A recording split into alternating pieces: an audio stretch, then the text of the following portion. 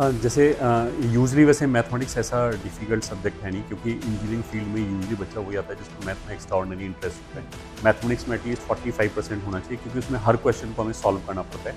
पहला चीज़। दूसरा चीज़, तो मैथ्स एक प्रॉपर स्ट्रैटेजी क्लास 11th वाले बच्चे, 12th और ड्रॉपर तीनों के लिए जो फॉलो कर सकते हैं। अच्छा। क्योंकि वो सोल्यूशन पढ़ने के बाद भी उसको लगेगा कि यहाँ तक तो मैं कभी सोच ही नहीं सकता, तो हाँ। उससे जैसे ही वो अवॉइड करना चालू होता है वो और गर्ट में जा सकता है। तो नमस्कार दोस्तों, मेरा नाम रोहित शॉ है। करंटली मैं आईटी दिल्ली के मैथमेटिक्स एंड कंप्यूटिंग ब्रांच का स्टूडेंट हूँ। बहुत बच्चों को ना मैथमेटिक्स में दिक्कत आती है, तो आज हमारे साथ है the GOAT himself Mohit Tyagi sir. और एक टीचर आपको ना अच्छे से गाइड कर पाएगा, इसलिए मैंने ये इनिशिएटिव लिया कि जो टीचर्स है ना, आपको जो रियल गाइडेंस है वो मैं दिलवा सकूँ। और मोहित त्यागी सर पहली बार अपने चैनल पे आए, तो एक बार प्यार सपोर्ट शो करना। और कुछ भी लाइक ऐसा नहीं रहेगा, अजीब सा रहेगा, आपके बेनिफिट के लिए मैं ये चीज़ कर रहा हूँ। और सर जानते हैं कितना एफर्ट लगाया मैंने। तो एक बार वीडियो का लाइक है, मैं 5,000 रखता हूँ। जो भी आपके डाउट है ना मैथ्स रिलेटेड, कि मैथ्स से क्वेश्चन नहीं होते या क्या क्या, सारी जो चीज़ें सब मैं पूछूंगा। तो सबसे पहले स्टार्ट करते हैं। तो सबसे पहला क्वेश्चन सर बच्चों का ये था कि सर मैथ्स ना बहुत ज़्यादा डिफिकल्ट और लेंदी लगती है, तो इसके लिए क्या JEE preparation as a JEE aspirant क्या फॉलो करना चाहिए इनको? जैसे यूजली वैसे मैथमेटिक्स ऐसा डिफिकल्ट सब्जेक्ट है नहीं, क्योंकि इंजीनियरिंग फील्ड में यूजली बच्चा वही आता है जिसको मैथ में एक्स्ट्राऑर्डिनरी इंटरेस्ट होता है। हाँ, ऐसा ज़रूर हो सकता है कि बच्चा 10th तक उसे ये लगे कि उसके मार्क्स मैथ में ज़्यादा आते हैं, इसलिए उसका मैथ पसंदीदा सब्जेक्ट है। ये काफ़ी लॉजिकल सब्जेक्ट है। इसमें आई एम नॉट सेइंग कि सब कुछ रोज़ी रोज़ी है।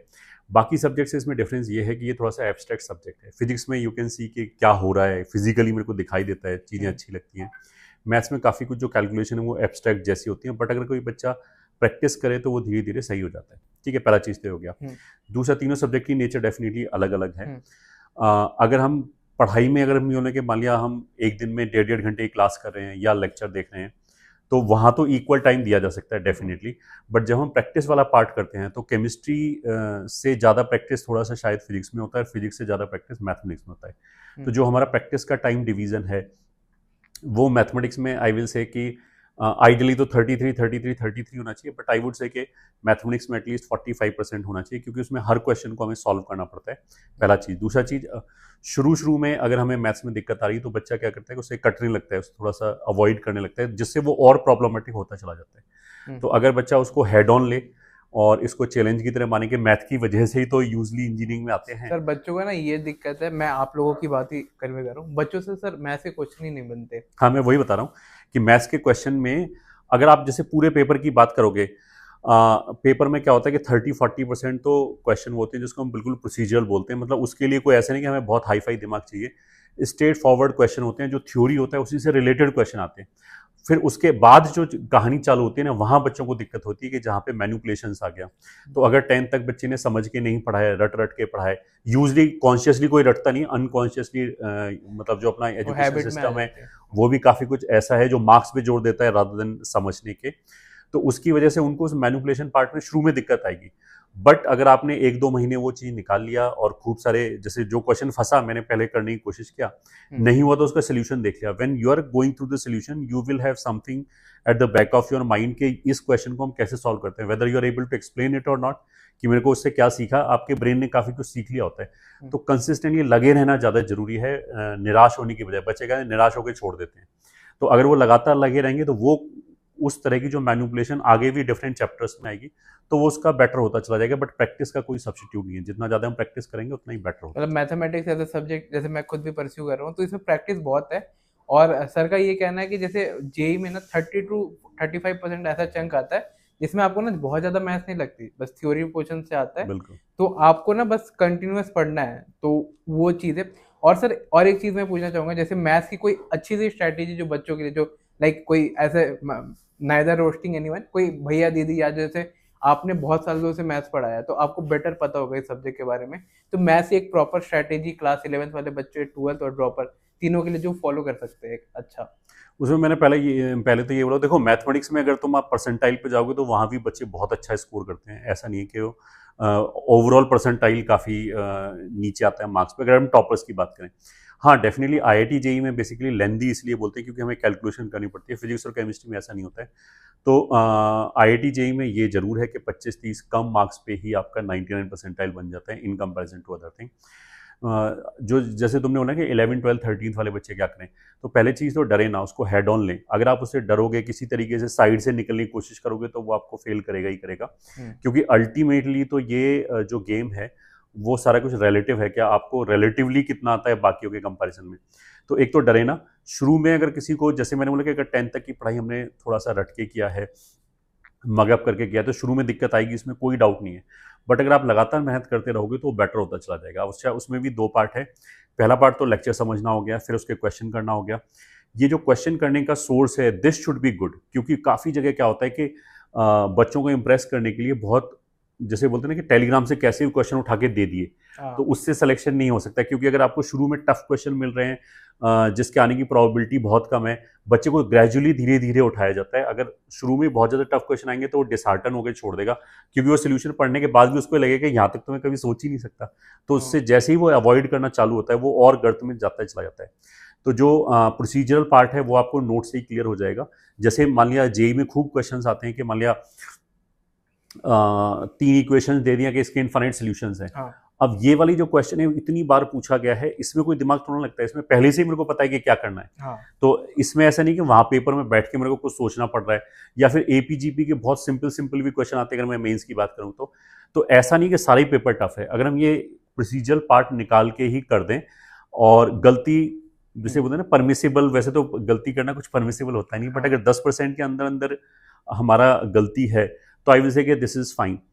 तो अगर ऐसा करते हैं तो आराम से बच्चे का 99 परसेंटाइल आ जाएगा केवल इसी पोर्शन से। अब अगर और बेटर परसेंटाइल चाहिए तो जो मॉडरेट और जो टफ क्वेश्चन होते हैं वहां पे हमें कुछ करना पड़ेगा। अब उसमें डिपेंडिंग अपॉन टाइम, अगर बच्चा 11th में है तो खूब सारी प्रैक्टिस कर सकता है, उसके पास इनफ टाइम अवेलेबल होता है। बट जो बच्चा 12th में है और किसी रीजन से उसका 11th उतना अच्छा नहीं था, तो उसको सिलेबस कम टाइम में ही खत्म करना पड़ेगा। 13th वाले बच्चे को ऐसा ही करना पड़ेगा। तो उसमें आई ऑलवेज सजेस्ट कि अगर आप मैथमेटिक्स का एक दिन में मान लिया 4 घंटे प्रैक्टिस कर रहे हो, तो 2-3 घंटे तो आप खुद ही हाथ से करो। ये ठीक है, that is the best way कि आपको चीज़ें जब ही क्लियर होंगी। और 1 घंटे एक्सपोजर बढ़ाने के लिए हम सोल्यूशन को गो थ्रू कर लेते हैं। वैसे मैथमेटिक्स में एक बहुत बच्चों को ऐसे अजीब लगता है कि हम सोल्यूशन पढ़ेंगे तो क्या हो जाएगा।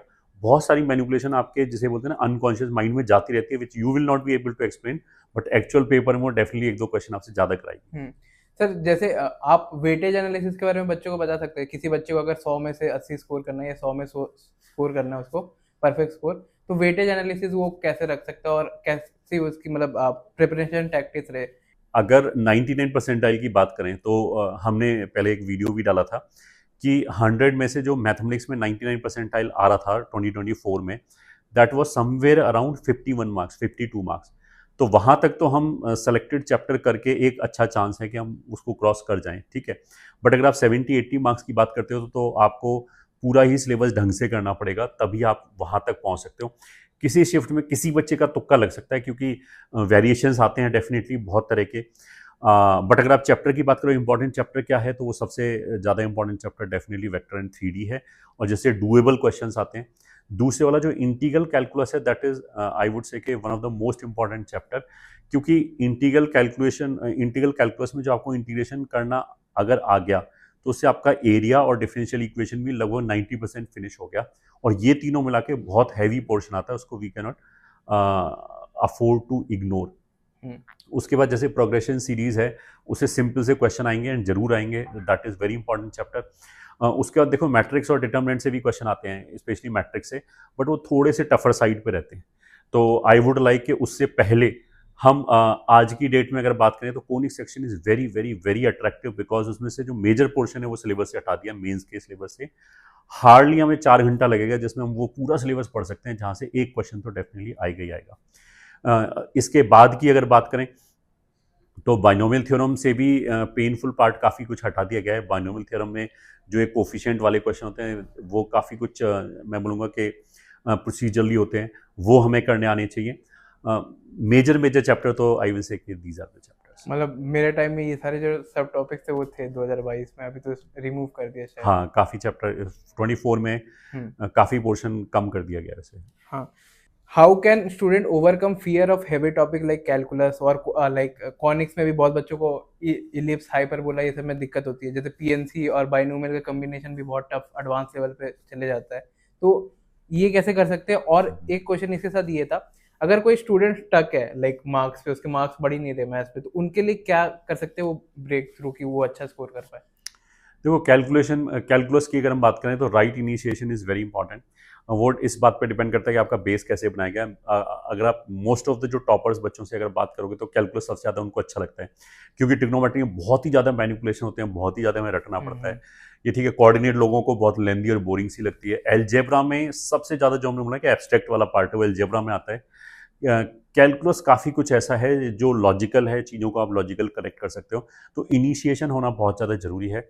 तो अगर आप मेरे से पूछोगे तो of course I will say कि जो हम फर्स्ट चैप्टर पढ़ाते हैं फंक्शन, ये ठीक है, इवन जो यूट्यूब चैनल पे पढ़ा हुआ है उसमें छोटे छोटे हमने लेक्चर डाल रखे हैं, बट वो 170 180 लेक्चर्स हैं, तो केवल फंक्शन को कवर नहीं कर रहा है, वो पूरी इंटीग्रल और इंटीग्रल और डिफरेंशियल कैलकुलस उसका बेस तैयार कर रहा है। कोई एक बार बच्चा अगर उसको ढंग से करता है तो आगे के चैप्टर्स में उसको दिक्कत नहीं आएगी, क्योंकि जो उसका विजुअलाइजेशन है वो बेटर हो जाएगा और बाकी जो भी चीज़ें हैं ना कि ग्राफ बेटर हो जाएगा। तो बेस अगर अच्छा है तो फिर आगे कोई दिक्कत नहीं आएगी। तो initiation is very important. Of course हम ये ना देखें स्पेशली कि फंक्शन से कितने क्वेश्चन आते हैं। अगर हम फंक्शन से मैं IIT JEE की बात करूं तो काफ़ी कम क्वेश्चन आते हैं, उसमें भी काफ़ी बड़ा जो पोर्शन है वो बेसिकली नंबर ऑफ फंक्शन ऐसे करके आते हैं जो बेसिकली PNC का पार्ट है। अच्छा, जितने भी चैप्टर आपने बोले उसमें आई विल से कि आई विल एडमिट कि PNC डेफिनेटली एक अलग टाइप का चैप्टर है जिसमें अलग तरह की स्किल चाहिए। बाइनोमियल की जैसे आपने बात की, तो एक देखो ये भी इंपॉर्टेंट पार्ट है कि एक चैप्टर के अंदर अगर मान लिया मेरे को एक पर्टिकुलर कॉन्सेप्ट में दिक्कत आ रही है, 10% पोर्शन में दिक्कत आ रही है, तो उसकी वजह से मेरे को पूरा चैप्टर सेक्रीफाइस नहीं करना चाहिए। जैसे बाइनोमियल में 50% ऑफ द टाइम जो क्वेश्चन आएगा वो सिंपली एक एक्सप्रेशन देगा, वो बोलेगा इसमें कोफिशिएंट क्या है। ये बिल्कुल प्रोसीजरल क्वेश्चन है, बोर्ड लेवल का क्वेश्चन है, तो ऐसे क्वेश्चन तो होनी चाहिए। अब अगर उसमें नंबर थ्योरी का क्वेश्चन है कि इसका रिमाइंडर क्या है, जिसमें हमें सोचना पड़ रहा है, गंदा सा उन्होंने एक्सप्रेशन बना के दे रखा है, या फिर सीरीज जिसमें इंटीग्रेशन लग रहा है बाइनोमियल में, तो वो टफ पोर्शन है, बट ऐसा नहीं कि वो बहुत ज़्यादा आता है। तो बाइनोमियल का ये वाला पार्ट हमें छोड़ना नहीं चाहिए।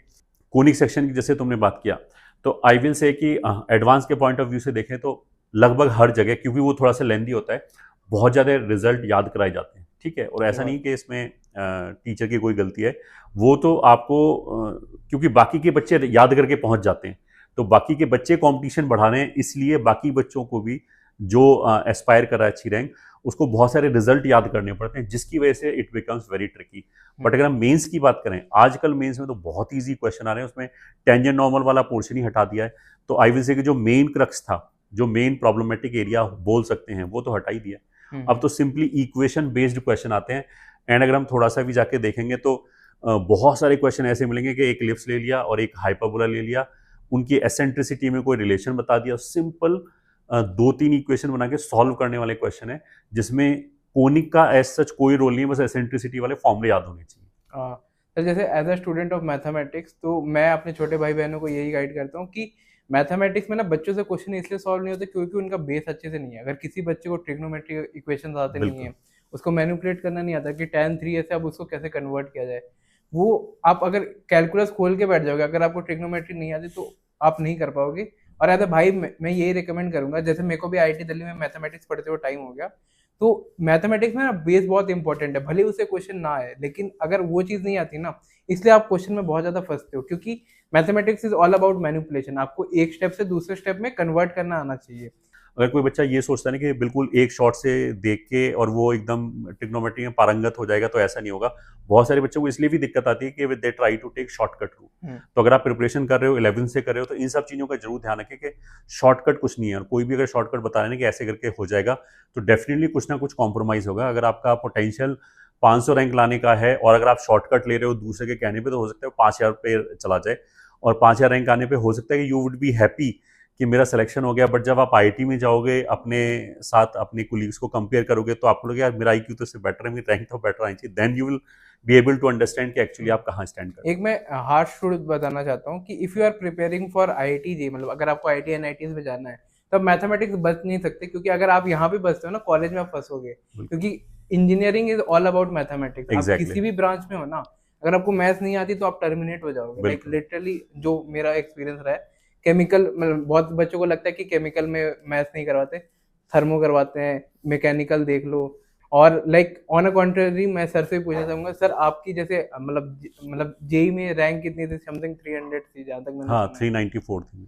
394 थी। और लाइक सर आप मैकेनिकल से हो आई गेस। बिल्कुल मैकेनिकल से। तो मतलब आपको ज्यादा पता होगा कि आप एज अ मैथमेटिक्स टीचर मतलब ऐसा ये बच्चे ना करे कि एस्केप कर रहे हैं कि भाई मैथ्स टफ है, मैं से बच के निकल जाता हूँ, क्योंकि कॉलेज में आपको वही करना पड़ेगा। तो आप कॉलेज में जेई की पढ़ाई करोगे तो वो अच्छा नहीं लगेगा।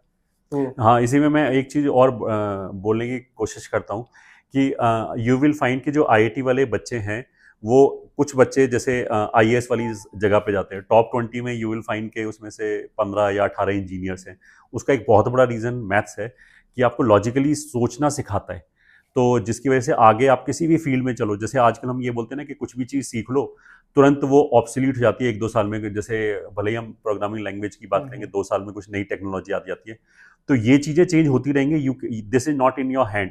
बट अगर आपका ब्रेन लॉजिकल है तो you can deal with it. अगर आपका मैथमेटिकल बैकग्राउंड अच्छा है तो किसी भी फील्ड में चले जाओ, यू विल बी एक्सेलिंग। और सर जैसे बहुत बच्चों को ये रहता है कि मैथ्स को वन शॉट से कर सकते हैं, कि लाइक वन शॉट को एज अ रिवीजन यूज कर सकते हैं, या लाइक क्या अप्रोच है one shot? How useful is one shot for mathematics?